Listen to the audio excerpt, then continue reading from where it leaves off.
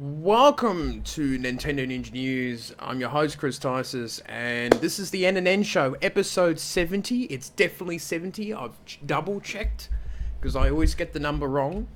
One of the things. And the topic today, it's going to be a bit mixed. But I think the general mood is boring lols. Is the Nintendo Switch in a bit of a boring lol state? Not many games coming out for it. The Nintendo games that are coming out are a bit average or a bit ho-hum. Is the honeymoon over? You know, why am I feeling the sense of boredom about doing Nintendo news at the moment? Is it the calm before the storm with E3? It could be anything, and it just kind of feels like that. Because since the beginning of the year, you had Bayonetta 1 and 2. That's nice, but they are ports from the Wii U. So, and they're still good games, but I've already played them. I paid $100 for it. Then you had Kirby, which was quite nice. You know, Kirby is a good game and all that sort of thing. I didn't buy it because I can't afford $80, and I know that I would have had fun playing Kirby, but to pay $80 for a pretty short game, you know, probably not worth it for me. Then you had Nintendo Labo, which is quite nice.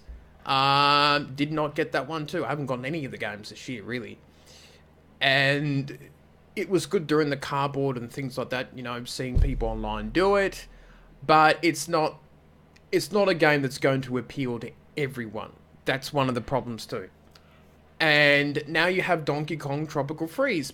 Probably the best game of all of them this year. But also too that I already played the game on the Wii U. So it's kind of not really that too many releases for a Wii U owner. Um, it's really interesting to look at that sort of stuff. Now, if you're a Wii U owner, the first few months has been pretty disappointing. If you never bought one, then then you're pretty happy. You've got some really good games: Bayonetta, Labo, Kirby, Donkey Kong Country, Tropical Freeze, etc. But I do feel like it's a bit of a boring lull with the Switch. Even with those games, there's nothing really heavy hitting. I mean, if we got Mario Odyssey in the first few months of this year, I think that would have lifted things up. But to me, it feels like there hasn't been that big game like an Animal Crossing or Pokemon or Mario Odyssey or even a 2D Mario game would have been pretty decent to release. And even doing the news here on this channel has been a bit... You know, there's always news about Nintendo and third-party games and that, but it hasn't been really that exciting. It's been a bit boring, sort of run-of-the-mill type stuff. Oh, yeah, you know, third-party stuff. Yeah, another indie game.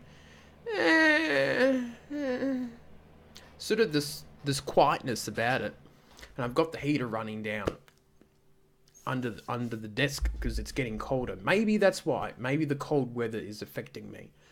But I do feel like it's been pretty boring and it's been pretty crappy.